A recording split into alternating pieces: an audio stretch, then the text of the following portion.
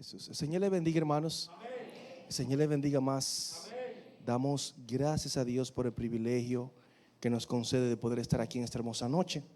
Para nosotros así estudiar lo que es la palabra del Señor. Estamos desarrollando los versos bíblicos del libro de Apocalipsis y la semana pasada estuvimos hablando acerca del versículo 9 y un texto muy interesante que nos ayuda a nosotros a entender cada día más el propósito de Dios para con nosotros. Amén. Nos vamos al verso 9 de Apocalipsis, donde Juan expresa y dice de la siguiente manera. Verso 9, leemos: para gloria del Padre, del Hijo y del Espíritu Santo. Amén.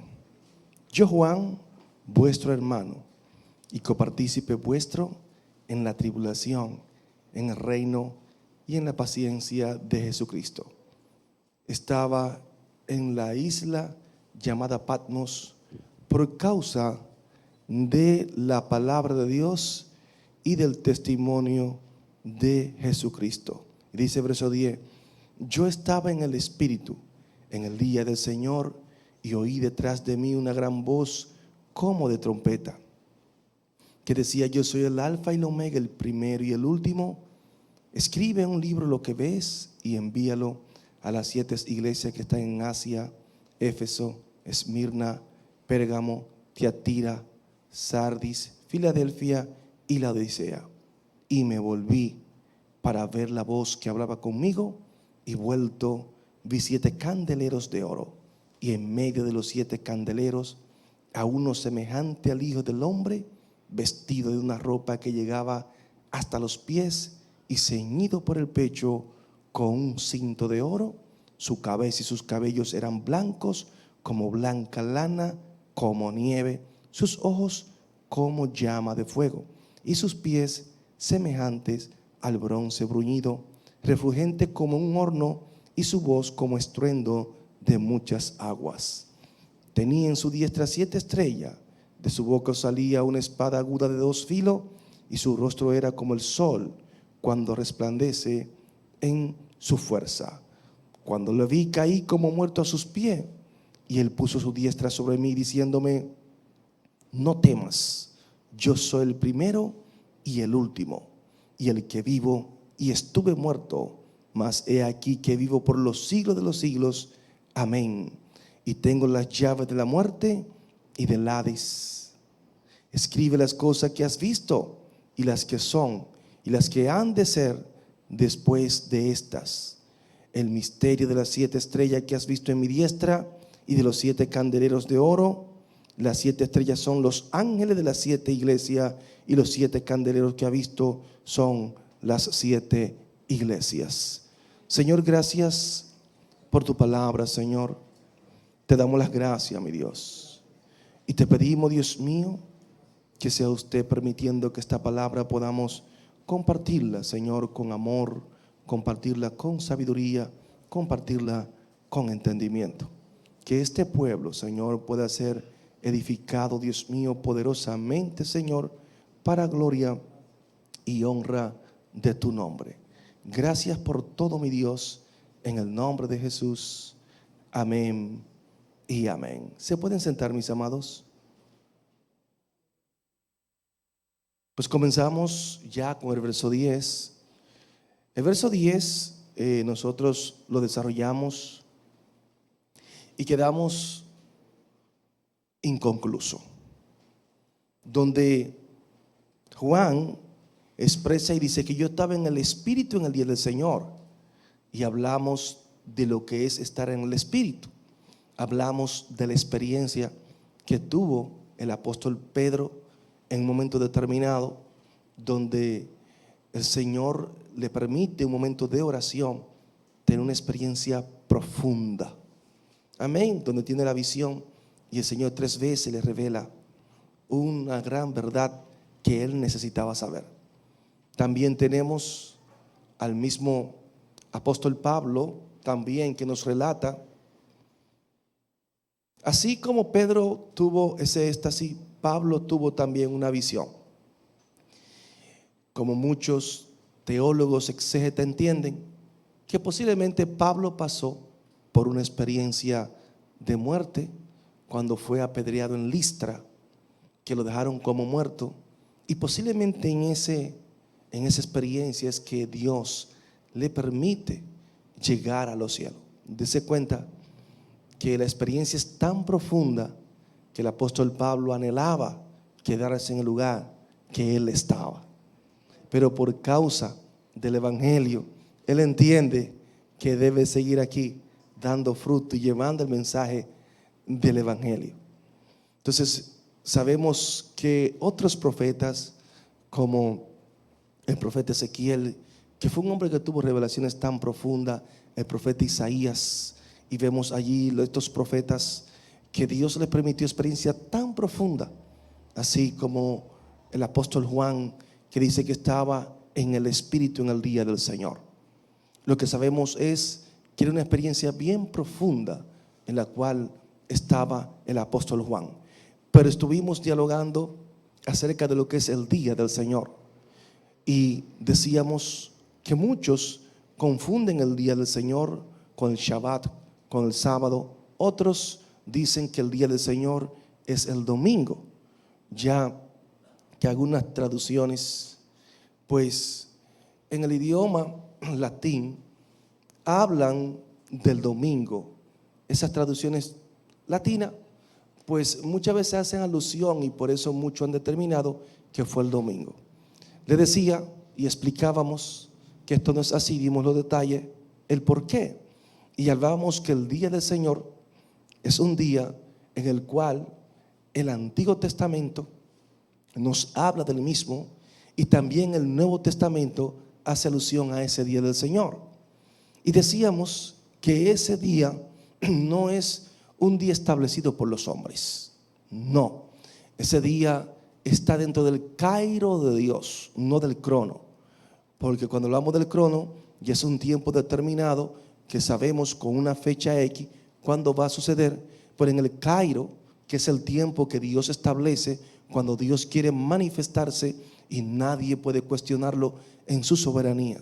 En este caso, el día del Señor, hablábamos en el Antiguo Testamento quienes hicieron mención de él, y ustedes tienen los textos, y hablábamos también en el Nuevo Testamento, donde también se le llama el día de Jesucristo. Entonces vemos aquí algunas características que yo quiero que ustedes, aunque no leamos los textos en esta hermosa noche, pero sí quiero que ustedes lo apunten como referencia y que puedan estudiarlo, porque si comenzamos a leer los textos uno por uno, se toma mucho tiempo. Amén. Pero sí vamos a hablar en qué consiste. Por ejemplo, el día de Yahweh, día del Señor, la Biblia nos enseña que será tiempo de ira. Tiempo de ira. ¿Qué versos comprueban que esto es así? Sofonías, su capítulo 1, verso 15 y verso 18.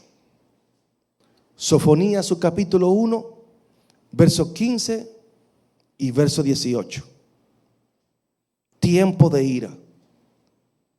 Primera Tesalonicense, capítulo 1, verso 10. Primera Tesalonicense, capítulo 1, verso 10. Y ahí mismo el capítulo 5 de Primera Tesalonicense y verso 9 nos habla acerca de esto. Apocalipsis, su capítulo 6, verso 16 y verso 17 también nos habla de esto. O sea que serán días en los cuales usted y yo no deseamos estar ahí. Le leo el verso 16 y 17 del capítulo 6 y solamente escuche lo que este verso dice. Y decían a los montes y a las peñas, decían los hombres, los reyes de la tierra, los grandes, los ricos, los capitanes, los poderosos y todo siervo y todo libre, se escondieron, oiga, del verso 15 adelante, en las cuevas y entre las peñas de los montes, en ese día del Señor.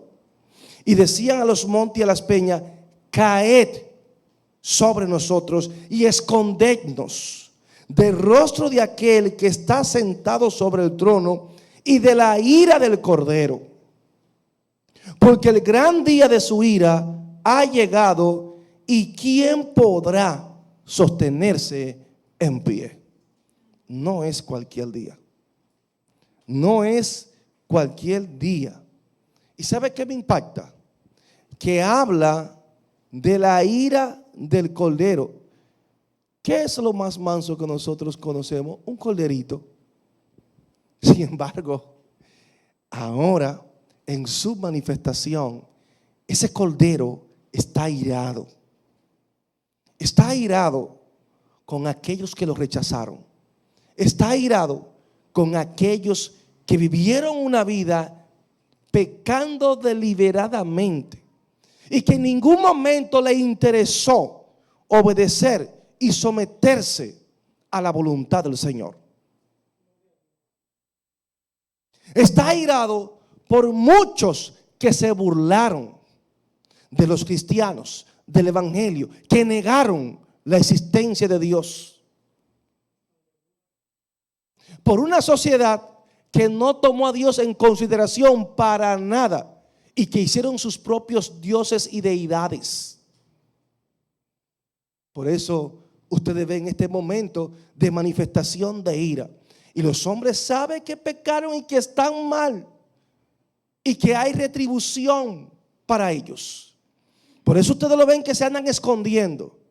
¿Sabe por qué? Porque la verdad es mala de ver. Mala de ver.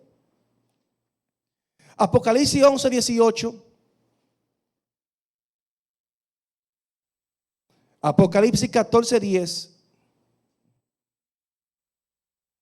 Y el verso 19 también del capítulo 14.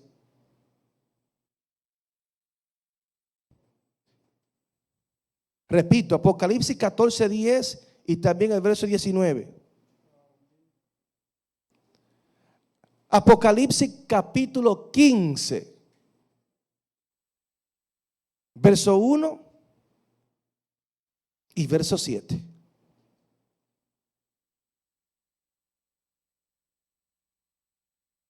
Apocalipsis 16:1 y verso 19.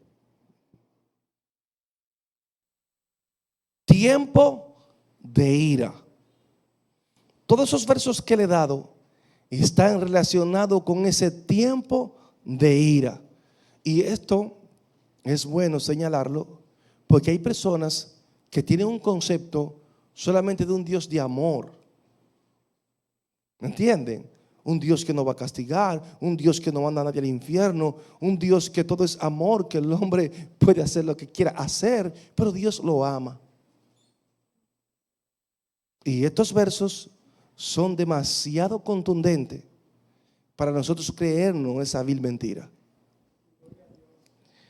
También el día del Señor, la Biblia lo señala como tiempo de juicio. Tiempo de juicio. Apocalipsis 14:7. Tiempo de juicio. Seguimos. Ahí mismo en Apocalipsis capítulo 15 verso 4. Apocalipsis 16 verso 5 y verso 7. Apocalipsis 16 verso 5 y verso 7. Y Apocalipsis capítulo 19 verso 2. Tiempo de juicio. El día de Yahweh o día del Señor también está señalado como tiempo de indignación. Tiempo de indignación. Isaías, su capítulo 26, versos 20 al 21. Repito, Isaías capítulo 26, verso 20 al 21. Y también Isaías, su capítulo 34, verso 1 al 3. Isaías capítulo 34, verso 1 al 3. El día del Señor está señalado como tiempo de prueba. Oiga, tiempo de prueba. Apocalipsis, su capítulo 3, verso 10. Apocalipsis 3:10. Dice la Biblia: por cuanto has guardado la palabra de mi paciencia, yo también te guardaré de la hora de la prueba que ha de venir sobre el mundo entero, para probar a los que moran sobre la tierra. Este es un verso muy contundente. Este es un verso que yo quiero que usted como iglesia le ponga mucha atención, porque este es un verso que el Señor se lo da a la iglesia de Filadelfia, que es la iglesia fiel. El mundo entero será probado, pero probado de verdad. Pero me gusta algo, dice: yo te guardaré de la hora de la prueba que ha de venir sobre el mundo entero. O sea, que esa iglesia fiel, Dios la va a guardar. ¿Entiende? Vea el privilegio que es serle fiel a Dios. O sea, que la palabra de Dios se va a cumplir sobre los fieles, sobre el remanente fiel. Nosotros aquí somos un grupo de congregados, pero dentro de este grupo de congregados hay un remanente que es fiel. No todos son fieles, que se sepa. No se crea que yo me como ese cuento, ni Dios tampoco, de que todo el que está aquí es una persona fiel a Dios. Hay mucha gente que está intentando serle fiel. Hay otros que están cogiendo el ánimo de servir a Dios. Hay otros que todavía le falta ejercitarse un poquito más en la piedad. Hay otros que son fieles, personas dispuestas a obedecer a Dios. Eso es hermoso. Ahora bien, aquí perfecto no hay nadie, por si acaso. Porque Dios no vino a buscar lo perfecto. Dios vino a buscar los imperfectos para perfeccionarlo para su gloria, que es diferente. Amén. Entonces, sigue hablando de esos tiempos de prueba, tiempo también, tiempo de angustia, el día del Señor. Tiempo de angustia. Jeremías, su capítulo 30, verso 7, habla de ese tiempo de angustia. Amén. Sofonía, su capítulo 1, verso 14 al 15, habla de esos tiempos de angustia. Daniel 12:1. Daniel, su capítulo 12, verso 1. El día del Señor es marcado como tiempo de destrucción. Tiempo de destrucción. Joel, su capítulo 1, versículo 15.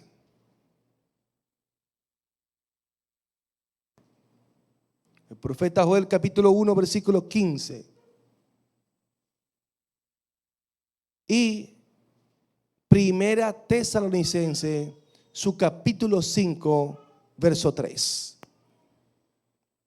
Primera Tesalonicense, capítulo 5, verso 3.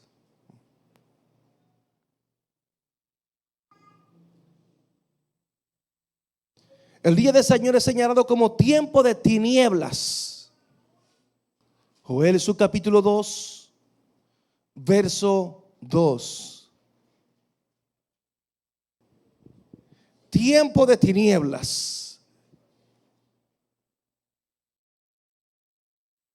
En Amós, su capítulo 5, versículo 18.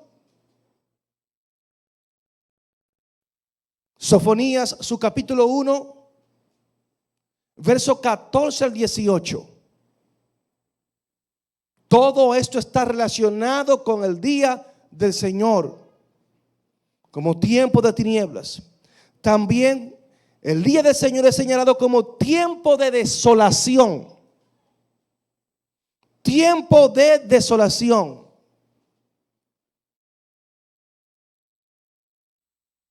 Lo comprobamos en Daniel, su capítulo 9, verso 27. Daniel, capítulo 9, verso 27. Y Sofonías, capítulo 1, verso 14 al 15. Tiempo también de trastorno.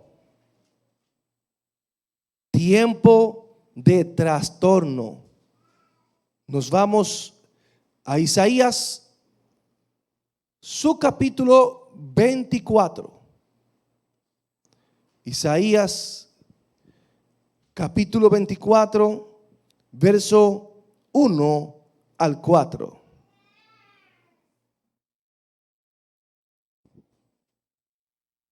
Bendito el Señor. Seguimos.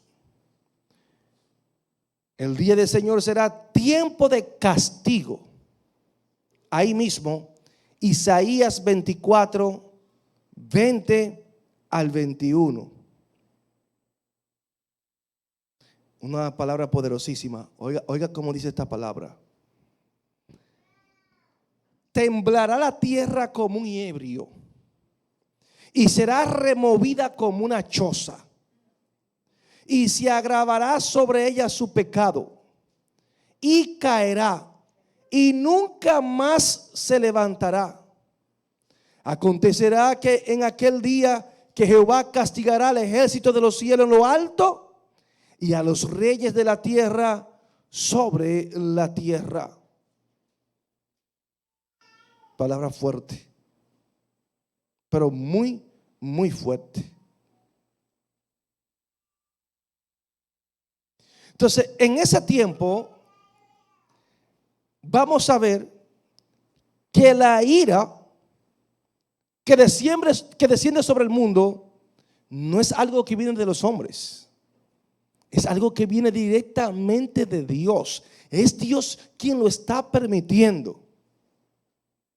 Ahí mismo en Isaías 24:1, oiga cómo dice: he aquí que Jehová vacía la tierra y la desnuda y trastorna su faz y hace esparcir a sus moradores. O sea, de este juicio se está encargando Dios. Por eso que yo siempre le digo, amado, el hombre tiene que tener mucho cuidado, mayormente nosotros los pentecostales.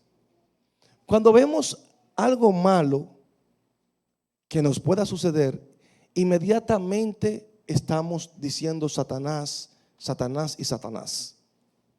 Y creemos que cualquier tragedia o castigo es Satanás. No, amado.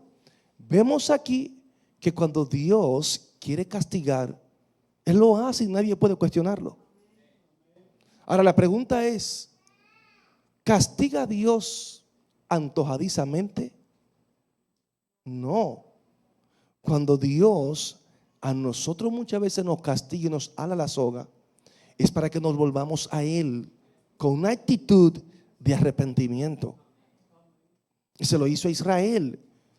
Le mandó una serie de castigos. El profeta Amós habla de esto, de una serie de castigos que le mandó. Y dice, pero tú no te volví a mí. Le mandó sequía, le mandó hambre, que los insectos se comiesen la siembra. Todo eso lo provocó el Señor hasta matanza. Dios la provocó, levantó a los enemigos en contra del pueblo. Pero lo más impactante es al final que dice: pero tú no te volviste a mí, pero tú no te volviste a mí, pero tú no te volviste a mí. Y ahí quiere hacer un llamado: prepárate para venir al encuentro de tu Dios. O sea, que muchas veces usted y yo, cualquier cosita que pasa, el diablo y el diablo. Alguna vez hay que examinarse cómo andamos. Porque es que nos olvidamos alguna vez, amado. Estamos muy firmes en el Señor y por cualquier excusa nos desviamos. Y muchas veces Dios capta nuestra atención para que nosotros ¿qué? Nos humillemos y nos volvamos a Él. Y ninguno puede cuestionar a Dios por esto. Nadie lo puede cuestionar. Amén. Así que vemos ahí en Isaías 24:1, lo puede apuntar, que Dios mismo, Dios, ese tiempo de ira, es quien está procediendo contra el mundo. Isaías 26:21. Isaías 26:21. Joel 1:15. Joel 1:15. Y Sofonía 1:18.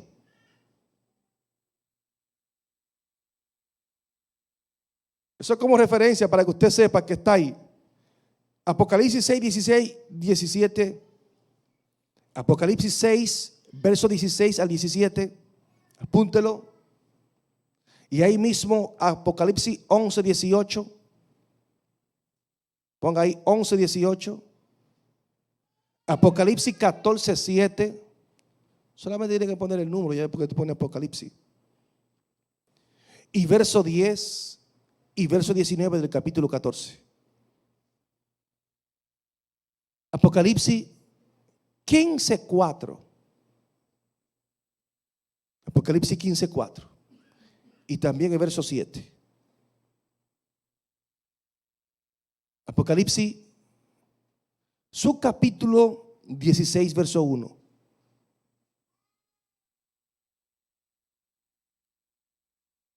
Verso 7 y verso 19 del capítulo 16. Y Apocalipsis, capítulo 19, verso 1 y verso 2. Entonces, ¿qué nos enseña el capítulo 3 de Apocalipsis, verso 10? Ahí vemos que el día del Señor tiene un doble propósito. Pastor, sí. Por ejemplo, con relación a los gentiles, vemos aquí que Dios va a probar a los que moran en la tierra. A los gentiles lo va a probar. Y con relación a Israel, va a preparar a Israel. ¿Para qué? Para la venida del Mesías. Dios va a preparar a Israel. Israel no está preparada para el Mesías ahora mismo. No. Dese cuenta que en el proceso de la gran tribulación es que Israel se dará cuenta de esa persona que hace pasar como el Mesías, diciendo que Él es Dios. Y ahí entonces viene un conflicto directo contra Israel. Se levantan las naciones contra Israel porque Israel no va a aceptar a ese caballero que se hace pasar como el Mesías. Se dice que Él es Dios y que a Él hay que adorarle. Y nosotros sabemos quién es ese personaje, que es el anticristo. Entonces el Señor tiene ese propósito. En Malaquías, su capítulo 4, versículos 5 al 6, nos habla acerca de esto. Profeta Malaquías, su capítulo 4, verso 5 al 6. Dice: he aquí yo os envío el profeta Elías antes que venga el día de Jehová grande y terrible.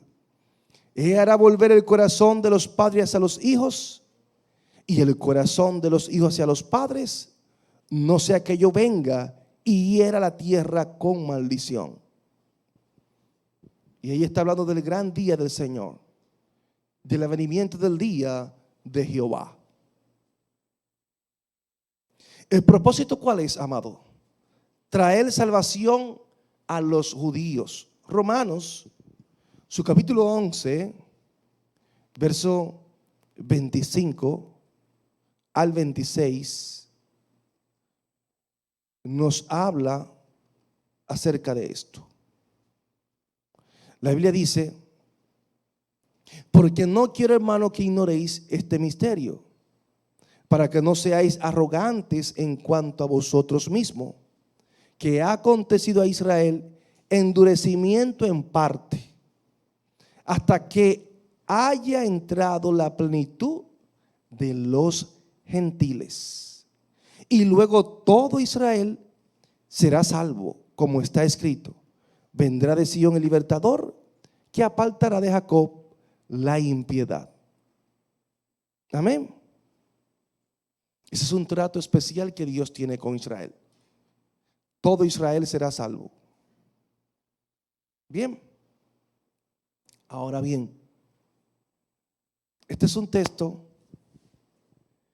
que tiene su explicación. No se crea que usted que todos los impíos que no se arrepienten, el Señor los recoge y los salva. No, no, no. Está hablando de ese remanente que permanece allí. Recuerde que Israel, siendo Israel, tenía un grupo de rebeldes.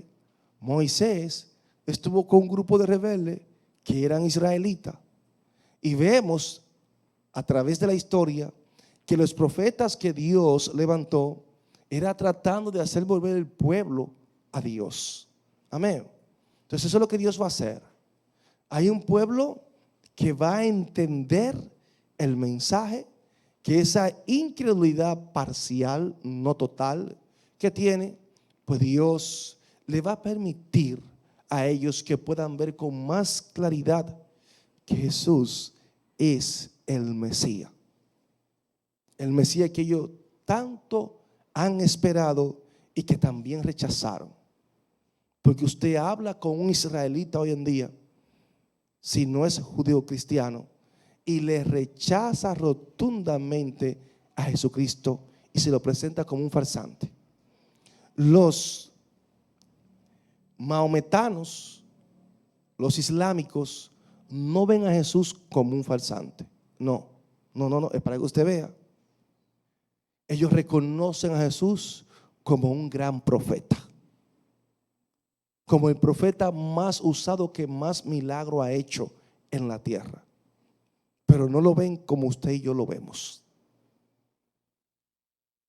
Porque a pesar de ellos tener ese concepto de Jesucristo, para ellos su gran profeta, ¿sabe quién es?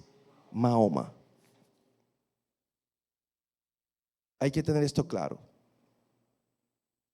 Entonces, qué bueno Jesús, que estamos dilucidando estos puntos que son de mucha relevancia. Y damos gloria al Señor por ello. Seguimos aquí en el libro de Apocalipsis, su capítulo 1 y el verso 10. Sigue diciendo él ahí: y oí detrás de mí una gran voz como de trompeta. Amén.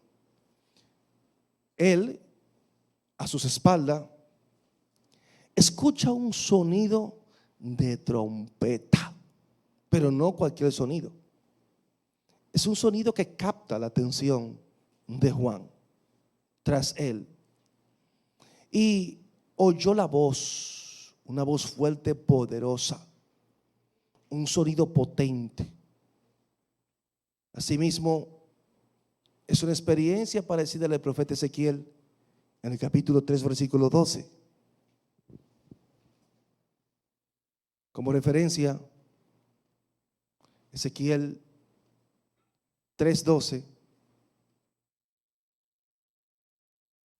dice él: y me levantó el espíritu y oí detrás de mí una voz de gran estruendo, no fue delante, semejante, que decía: bendita sea la gloria de Jehová desde su lugar. Wow, poderosísimo, amado. Sabemos aquí experiencias similares. Él escucha detrás ese sonido de trompeta. Y él, al escuchar ese sonido, verdaderamente tuvo que ver para atrás a ver quién era quien estaba hablando. Sabemos aquí, amados hermanos, que Dios es una especie de convocatoria lo que está haciendo. Las trompetas tenían diferentes sonidos. Por ejemplo, el atalaya, cuando estaba en la torre vigilando, tenía que tener una trompeta en la mano. Cuando el atalaya veía el peligro a distancia que se avecinaba, sonaba la trompeta. Y la trompeta, al él emitir ese sonido de trompeta, ya las personas sabían el peligro que había que prepararse por el sonido de trompeta. Hay diferentes sonidos de trompeta que definían una acción, definían un evento. En este caso, vemos aquí al Señor con un sonido de trompeta. Y es una convocatoria que está haciendo no solamente a nosotros, sino captando la atención del mundo entero. Porque así será el tiempo cuando el Señor se manifieste. Amén. O sea, Dios no va a ser pasado por alto. Y Él dice que esa voz decía claramente: yo soy el alfa y la omega, el primero y el último. Escribe en un libro lo que ves y envíalo a las 7 iglesias que están en Asia: a Éfeso, Esmirna, Pérgamo, Tiatira, Sardis, Filadelfia y Laodicea. Esa es la voz que está hablando. Y está hablando un lenguaje que él entiende: el primero y el último. Y ustedes saben que ese atributo lo tiene Jehová, Dios de los ejércitos. Y aquí no es como dicen los testigos de Jehová, que cuando usted habla con un testigo dice: ahí está hablando Jehová. No es Jesús que está hablando, porque quieren quitar los méritos a Jesús de la deidad. Quieren darte a entender que Jesús no es el todopoderoso. Yo soy el alfa y la omega. Aquí habla Jesús diciendo: yo soy el soberano, yo soy el principio y fin, yo soy quien tengo autoridad suprema. Yo, Jesús, el primero y el último, ese soy yo. Jesús habla de su preexistencia. Inmediatamente le da un mandato a Juan que escriba. Un mandato. Es algo imperativo. En aoristo le está hablando claramente a Juan para que no haya confusión.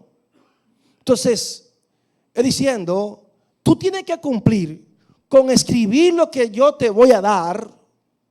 Y hasta que tú no termines de escribir, óyeme, tiene que estar en lo que debe de estar. O sea, no te distraiga.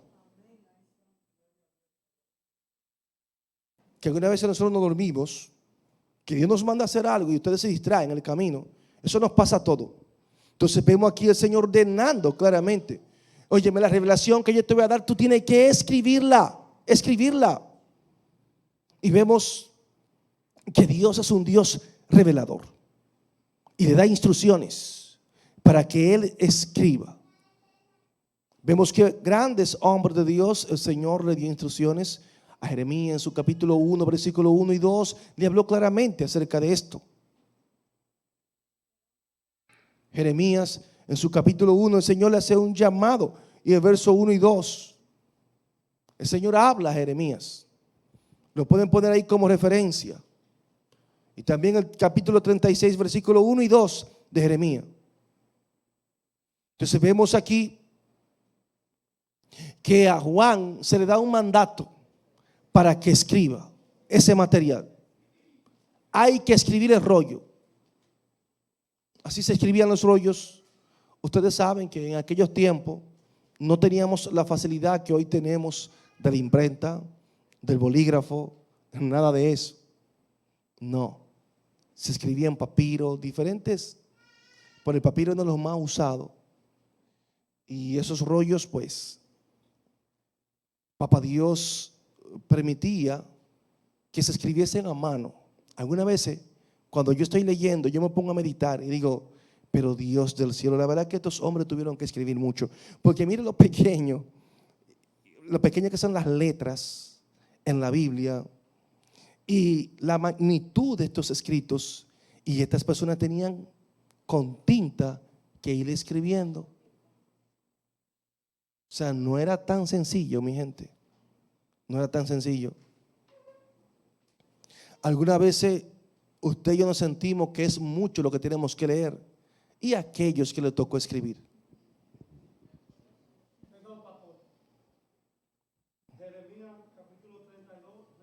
36, verso 1 y 2. Amén. Entonces, el Señor está hablando a este gran hombre de Dios. Y le decía, yo soy el alfa y el omega, el primero y el último. Escribe un libro lo que ves y envíalo a las 7 iglesias que están en Asia, Éfeso, Esmirna, Pérgamo, Tiatira, Sardis, Filadelfia y la Odisea. En realidad, le decía en uno de los estudios anteriores que no solamente estas eran las iglesias que estaban allí, había más iglesias. Bien, allí había más iglesias. Dios hace como quien dice una elección de estas, pero había más iglesias allí. Y habían iglesias de gran importancia en Asia Menor. Entonces lo que el Señor le está revelando son congregaciones que están en un área específica, en una región de Asia Menor, y que representan como quien dice las asambleas de las iglesias cristianas en esa región. Habían iglesias en Hierápolis. Ahí había iglesias, sin embargo, el Señor no está haciendo mención de ella. En Colosas había también otra iglesia, y en Tralles también habían iglesias. Sin embargo, vemos aquí que el Señor específicamente escoge estas 7 iglesias. Ahora bien, no significa que el mensaje que el Señor está dando a Juan, las otras iglesias tengan que ignorarlo o pasarlo por alto. Muchas veces usted y yo decimos, bueno, eso no es para mí. Sí, pero si es para mi bienestar espiritual, yo tengo que aplicármelo. Si alguien habla en el nombre de Dios en otra congregación, es un mensaje que me va a edificar, es un mensaje que me va a alertar, es un mensaje que me ayuda a crecer. Yo no puedo decir, no, eso no fue para acá de salvación. Eso fue para la iglesia fulano de tal. No, es para el pueblo. Cada sermón es para la iglesia. Y en cualquier lugar que se reúne un grupo de santos o de personas que han sido lavados con la sangre de Cristo, son iglesias del Señor. Y cualquier sermón que sea edificante es para ellos y es para nosotros también. Eso tenemos que entenderlo, amados hermanos. Amén. Entonces vemos aquí que hay 7 iglesias, son los destinatarios de esta carta, de esta escritura, 7 iglesias. Pero tenemos que contemplar que las otras iglesias van a recibir la palabra así como nosotros también le estamos recibiendo hoy en día, como nosotros le estamos estudiando. Tuvo una aplicación. Para ese tiempo que se escribió, le cayó como anillo al dedo a esas iglesias. Pero este escrito, este mensaje de las 7 iglesias es de doble aplicación. Tanto para la iglesia de aquellos tiempos como para la iglesia en la actualidad. Cuando usted lo escudriña, se dará cuenta que es un mensaje que se aplica también directamente y que muestra para que usted vea lo que es el Espíritu Santo, que la iglesia es una sola. Y así como estas iglesias tenían esos males dentro de ella, ¿cree usted que la iglesia de hoy está exenta de esos males? Entonces, esta palabra se aplica a nosotros directamente también como iglesia en la posmodernidad. Qué bueno es el Señor. Entonces, vemos aquí, amados hermanos, que este es un mensaje que aunque menciona directamente esas 7 iglesias, hay otras que lo van a recibir. Amén. Qué bueno. Seguimos viendo el contenido. Él se expresa y dice: y me volví para ver la voz que hablaba conmigo, y vuelto vi 7 candeleros de oro. ¿Vi 7 qué? Candeleros de oro. Wow, qué bueno es el Señor. Aquí vemos que al escuchar esa voz tan clara, capta la atención de Juan. Si yo quiero ver quién me está hablando. Y cualquiera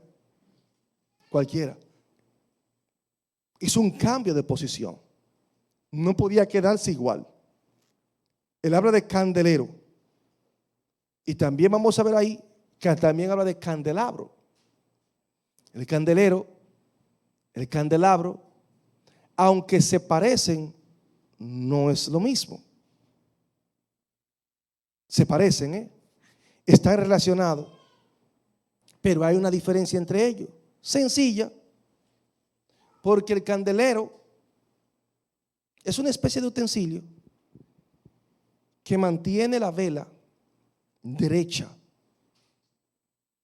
la sostiene. ¿Ustedes lo han visto? Y ustedes los tienen en sus casas muchas veces, que son de diferentes materiales, mayormente de bronce y así de metal. Lo pintan y usted le pone una vela y se mantiene derechita y mantiene el fuego derecho. Ahí es un candelero que sostiene una vela. Una vela. El candelabro es parecido, pero son varias que tienen. Puede ser 4, 7, 8. ¿Me entiende? Varias. Hacen la misma función porque es mantener la luz. Lógico, no tiene luz propia, No. Simplemente es mantenerla ahí, derechita. Esa es la diferencia. El Antiguo Testamento habla también acerca de esto. En el templo, un candelabro de oro con 7 brazos. No lo vamos a buscar, pero lo tenga como referencia en Éxodo, capítulo 25, versículo 31 al 37. Habla de esto. Éxodo 25, verso 31 al 37. Éxodo 37, verso 17 al 24. Repito, Éxodo 37, verso 17 al 24. Y Hebreos, su capítulo 9, versículo 2. En el templo de Salomón también habían 10 candelabros de oro. No cualquier oro, oro puro. 5 a la derecha, 5 a la izquierda, frente al lugar santísimo. Y esto Lo podemos comprobar en el primer libro de Reyes, su capítulo 7, verso 49. La cita anterior, Hebreo, su capítulo 9, versículo 2. Hebreo 9, 2. Y la del templo de Salomón, primer libro de Reyes, su capítulo 7, versículo 49. Porque Juan en la visión descubre que hay 7 candelabros. No dice la forma que tenía, pero él lo ve. Y estos 7 candelabros aquí simbolizan o representan las 7 iglesias a las cuales es dirigida este escrito. Y eso lo vamos a ver ahí en el verso 20 del capítulo 1 de Apocalipsis. Amén. Habla acerca de esto ahí mismo en el capítulo 1, verso 20, que estamos estudiando. Dice: el misterio de las 7 estrellas que has visto en mi diestra y de los 7 candeleros de oro. Las 7 estrellas son los ángeles de las 7 iglesias y los 7 candeleros que ha visto son las 7 iglesias. Bendito Dios. Entonces, estos candeleros que la Biblia hace mención, que son de oro, los intérpretes dicen que figuran lo que es la deidad del Señor.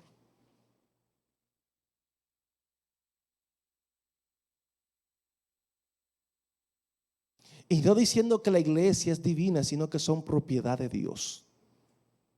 La iglesia es propiedad del Señor.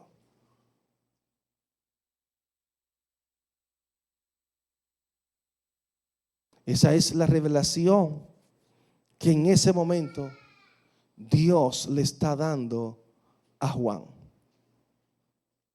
Y verdaderamente, amado, nosotros tenemos que entender que esos candeleros tienen su representación dentro de la iglesia. Habla de los ángeles. Amén. El ángel de la iglesia. El ángel de la iglesia.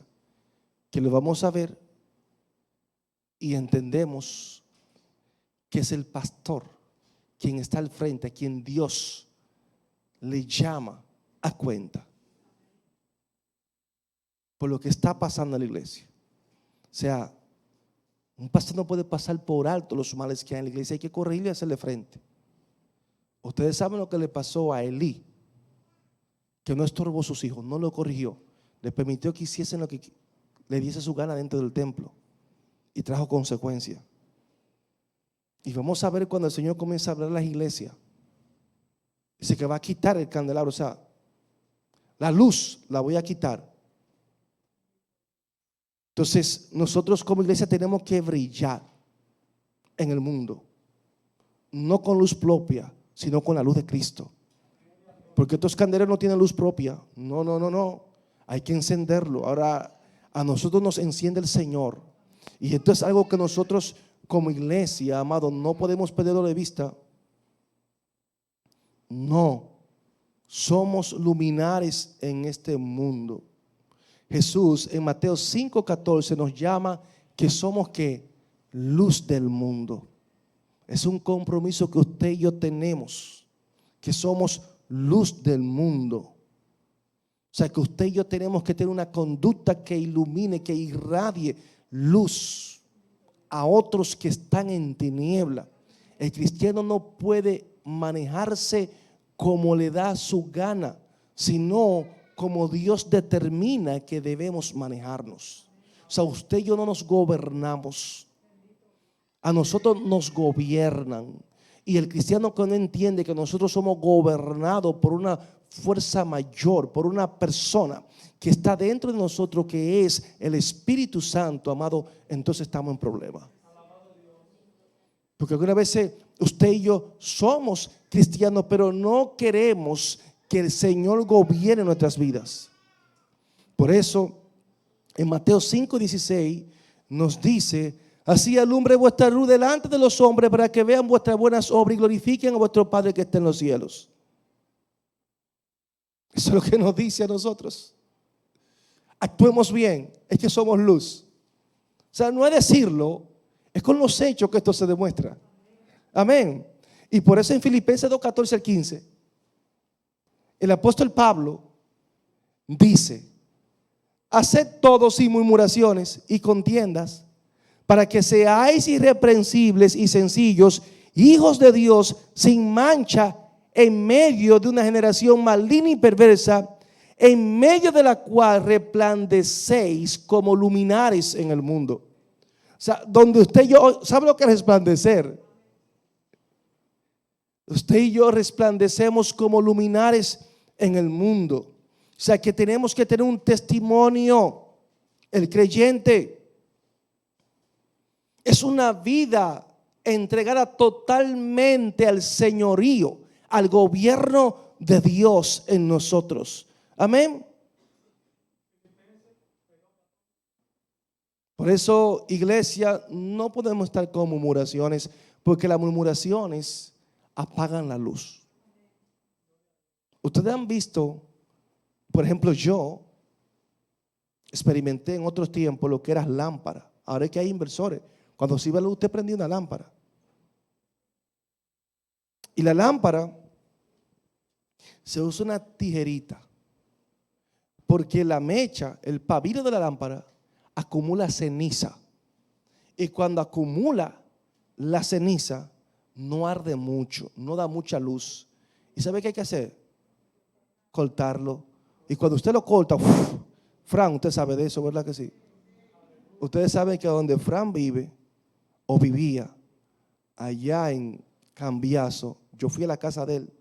Este Fran es terrible. Él no tiene energía eléctrica. Para nada. Y le gusta dormir en una hamaca afuera. Ahí amanece él. Dice: es que a mí me gusta sentir ese aire. Y yo: Fran, mira, métete adentro de esa casa. Y algunas veces, cuando está esa noche oscura, usted no ve nada ahí así. Y nada más escuchamos los cuentos.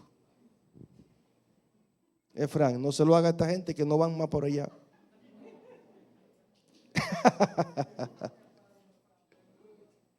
Entonces, miren, amado, cuando usted haga algo, hágalo con mucha complacencia, hágalo con amor, hágalo con entrega.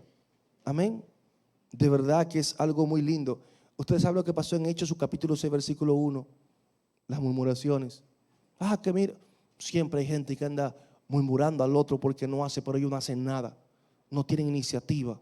Hay personas que me murmuran a mí, pero no se acercan a ayudarme, a decirme: pastor, déjame ayudarle en esto, que creo que se puede hacer mejor.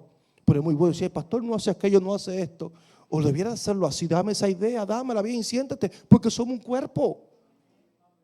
Si a usted le duele la iglesia, usted se acerca y colabora, sea parte, ¿me entiende?, de la solución. Porque criticar y murmurar es muy bueno. Entonces la Biblia aquí nos dice que no, que esto no puede pasar, amado. No, para nada. La murmuración apaga el espíritu. La murmuración no nos deja. Cuando hay alguien que es murmurador, criticón, a la gente no lo quiere al lado. No, pues yo no voy a contaminar mi espíritu. Pero qué lindo cuando hay alguien que es de oración, cuando alguien tiene una mente espiritual, dice: me gusta estar con este hermano, porque de verdad que irradia luz. Amados, vamos siempre a guardarnos. Vamos a pedirle a Dios que nos ayude a mantenernos, amén, firme, constante, porque somos luz. Sus candeleros representan luz como iglesia. La iglesia tiene que iluminar, amén, para la gloria de Dios. Y es ante el mundo que tenemos que hacerlo. Así que en esta hermosa noche, amado, vamos a dejar hasta aquí el desarrollo de este estudio para la gloria del Señor. Así que seguimos más adelante hablando de la semejanza del Hijo del Hombre en el verso 13 y la vestidura, lo que representa la vestidura hasta los pies y ceñido por el pecho con un cinto de oro. Todo esto tiene una representación y lo vamos a ver la semana que viene, si así Dios lo permite. Señor, gracias por estas palabras que yo he compartido, los puntos que hemos señalado, que podamos seguir creciendo, Señor, en el conocimiento de la misma. Ayúdanos, Dios, a someternos a ella y a hacer tu voluntad. Gracias por todo. En el nombre de Jesús. Amén y amén.